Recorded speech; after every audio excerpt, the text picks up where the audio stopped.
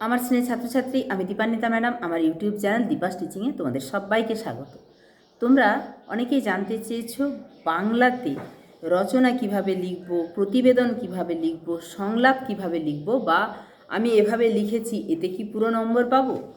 ফলে যারা মাধ্যমিক দিয়ে দিয়েছো 2026 সালে, আমি 2026 সালের কোশ্চেন ধরেই আলোচনা করছি এবং পর্ষদের নির্দেশিকাও তোমাদের কাছে তুলে ধরছি। ফলে যারা 26 সালে পরীক্ষা দিয়েছো তারা একটু শুনে নাও, মিলিয়ে নাও যে তুমি পুরো নাম্বার পাচ্ছ কি না। আর পরবর্তী ক্ষেত্রে যারা পরীক্ষা দেবে তারাও কিন্তু অবশ্যই শুনে নাও আজকের ভিডিওটা একদম প্রথম থেকে শেষ পর্যন্ত। এভাবে ফলো করলে তুমি কিন্তু তোমাদের যেটা সংলাপ বা প্রতিবেদন থাকে তার অভিমুখটা জানতে পারবে যে কিভাবে লিখলে আমি পুরো নম্বর পাবো, এবং রচনাটাও কিভাবে লিখতে হবে আমি একটু কোশ্চেনটা দেখিয়ে নিচ্ছি। দেখো, 10-এর দাগে আছে সাবধানে চালাও জীবন বাঁচাও। এই বিষয়ে দুই বন্ধুর মধ্যে একটি কাল্পনিক সংলাপ রচনা করো। 2-এ আছে রক্তদান জীবনদান, এই বিষয়ে একটি প্রতিবেদন রচনা।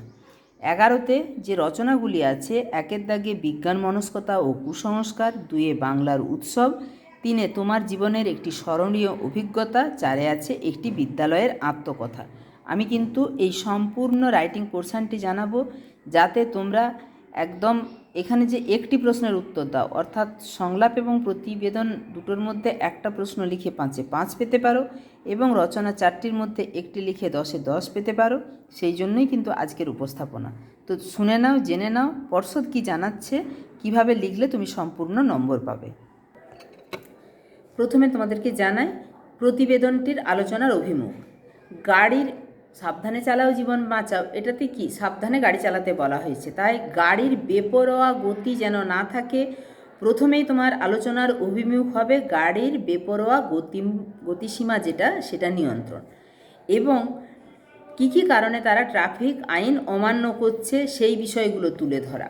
অর্থাৎ হেলমেট না পরা, সিট বেল্ট না পরা, অপ্রকৃতিস্থ অবস্থায়, অনেককে দেখা যায় মদ্যপ অবস্থায় বা অস্বাভাবিক অবস্থায় গাড়ি চালাচ্ছে, নূতন গাড়ি শিখেছে গাড়ি চালাচ্ছে, এইগুলো করা যাবে না, সেটা নিয়ে আলোচনা।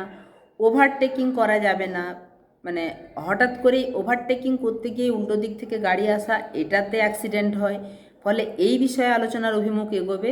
তারপরে ট্রাফিক মোড়ে পুলিশ প্রশাসনের পাশাপাশি ছাত্রছাত্রীরাও কিন্তু ছাত্রছাত্রীদের দ্বারাও মানুষকে সচেতন করা, এই ব্যাপারটা নিয়ে আলোচনার অভিমুখ এগোবে। তাই সঙ্গে চলবে প্রচার, প্রচার নিয়ে কিছুটা কথা বলতে হবে। তারপরে থাকতে পারে পথনাটিকা, থাকতে পারে পোস্টার, থাকতে পারে পথচারীদের সচেতন করা।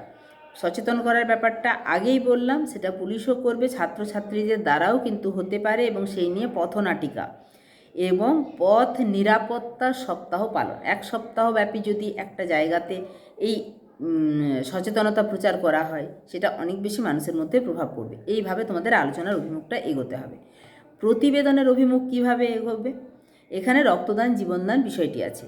তো তোমরা রক্তের গুরুত্ব প্রথমে লিখবে, রক্তদানের গুরুত্ব, ব্লাড ব্যাঙ্কগুলোতে রক্তের যে অপ্রতুলতা বা অভাব রয়েছে সেটা তুলে ধরবে, এবং বিভিন্ন রক্তদান শিবির নিয়ে লিখবে, এবং সেখানে উদ্যোক্তাদের যে সাধু উদ্যোগ তাদেরকে সাধুবাদ জানানো, এবং শুধু তো রক্ত কালেক্ট করলে হবে না, সেটার উপযুক্ত সংরক্ষণ, বৈজ্ঞানিক উপায়ে সংরক্ষণ, যাতে সেই রক্তটা পরে কাজে লাগে।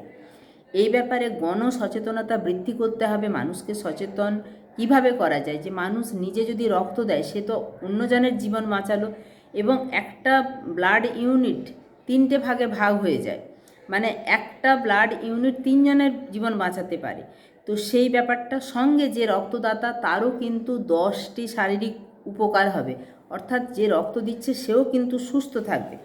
এই ব্যাপারগুলো দিয়ে গণসচেতনতা বৃদ্ধি করতে হবে, এবং যারা নিয়মিত রক্ত দেয় এরকম রক্তদাতাদেরকে সম্মাননা জ্ঞাপন, এই বিষয়গুলি, এই প্রত্যেকটি বিষয়ে যে আঙ্গিক জানালাম, এইগুলি অনুসৃত হয়েছে কিনা সেইগুলি কিন্তু বিশেষভাবে বিচার্য হবে। মানে এইগুলোর উপর লিখলে তুমি কিন্তু পুরো নম্বর পাবে। এরপরে চলে যাচ্ছি রচনাতে। রচনাতে বিজ্ঞান মনস্কতা ও কুসংস্কার, এই রচনার জন্য তুমি অবশ্যই প্রথমে লিখবে বিজ্ঞান কি, বিজ্ঞান মনস্কতা কি, তারপরে লিখবে কুসংস্কার কি, এই কুসংস্কারের উৎসগুলো কি, কুসংস্কার দূরীকরণে বিজ্ঞান মনস্কদের কি কি, অর্থাৎ বিজ্ঞান মনস্ক হলে কিভাবে এই কুসংস্কার দূরীকরণ করা যাবে, এবং এই নিয়ে ছাত্রছাত্রীদের ভূমিকা কী। শেষে লিখবে উপসংহার। এরপরে বাংলার উৎসব নিয়ে বলি, প্রথমেই ভূমিকা লিখতে হবে। প্রতিটি রচনার প্রথমে ভূমিকা, শেষে উপসংহার থাকবে। বাংলার উৎসবের নানা রূপ, অর্থাৎ ধর্মীয় উৎসব, ঋতুভিত্তিক উৎসব, সামাজিক উৎসব, রাষ্ট্রীয় উৎসব, লোক উৎসব, এছাড়া 12 মাসে 13 পার্বণ। এটা বাংলার উৎসব যেহেতু 12 মাসে 13 পার্বণ, এটা কিন্তু উল্লেখ করতে হবে। এছাড়া তারপরে লিখবে তোমরা উৎসবের প্রয়োজনীয়তা, শেষে লিখবে উপসংহার। এরপরে রয়েছে 3 দাগে স্মরণীয় অভিজ্ঞতা। তোমার জীবনে যে স্মরণীয় অভিজ্ঞতা, তার জন্য প্রথমে একটা ভূমিকা দিতে হবে। বলেছি প্রথমে ভূমিকা এবং উপসংহার অবশ্যই সবগুলো লাগবে। অভিজ্ঞতাটার বর্ণনা, এটা একটু টপিক কম হবে, অভিজ্ঞতাটার বর্ণনাতেই অনেকটা চলে যাবে।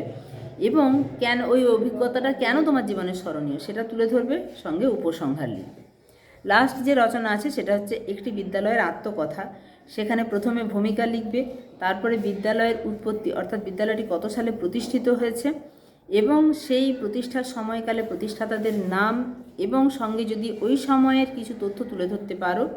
কারণ তুমি একটি বিদ্যালয়ের আত্মকথা যখনই লিখছো, তুমি তোমার বিদ্যালয়ের কথাই লিখবে, কারণ সেটাই তুমি জানো এবং সেই সম্পর্কে তথ্যও তোমার কালেক্ট করা সহজ হবে। আত্মকথাগুলো মধ্যে ধরো বটগাছের আত্মকথা, তুমি তো যখন লিখছো, বটগাছটা একটা বিভিন্ন জায়গাতে যেখানেই থাকুক না কেন, প্রত্যেকটা বটগাছ যখন নিজের কথা বলবে, তার কথাগুলো একই রকম। কিন্তু একটা বিদ্যালয় কখন গড়ে উঠেছে, কিভাবে গড়ে উঠেছে, সেখানে এখন কীরকম ছাত্রছাত্রী পড়ছে, ফলে প্রত্যেকটা বিদ্যালয়ের আত্মকথা কিন্তু একই রকম হবে। ফলে অতীতের স্মৃতি কিছু তুলে ধরতে হবে এবং বর্তমানের অবস্থা, ফলে অবশ্যই বিদ্যালয়ের আত্মকথাতে কিছু ডেটা ঢুকবে এবং সেখানে যে সুখ দুঃখের সময়গুলো, প্রত্যেকটা মানুষের জীবনে যেমন সুখ দুঃখ আছে, বিদ্যালয়েরও কিছু সুখ দুঃখের স্মৃতি রয়েছে, সেইগুলো তুমি জীবন্ত করে ফুটিয়ে তোলার চেষ্টা করবে। পরে লিখবে উপসংহার, তাহলেই দেখবে পুরো 10-এ 10 পাবে। ঠিক আছে, দেখা হচ্ছে খুব তাড়াতাড়ি পরবর্তী উপস্থাপনার সঙ্গে। শেষে আবারও বলবো, চ্যানেলে নতুন হলে চ্যানেলটা সাবস্ক্রাইব করে রেখো, ভিডিওটিতে একটা লাইক তো করবেই, অবশ্যই বন্ধুদের মাঝেও শেয়ার করে দাও, কারণ তারাও জানতে পারবে যে তারা এই বাংলাতে যে মানে লং কোশ্চেন বলবো না, যেগুলো রাইটিং স্কিল, তাতে তুমি যেভাবে লিখেছো তুমি পুরো নাম্বার পাচ্ছ কি না, সঙ্গে বন্ধুও পুরো নাম্বার পাচ্ছে কি না, বা তোমার জুনিয়র যারা আছে তারাও পরবর্তী ক্ষেত্রে কিভাবে লিখবে, তারাও কিন্তু একটা গাইডলাইন পেয়ে যাবে। ঠিক আছে।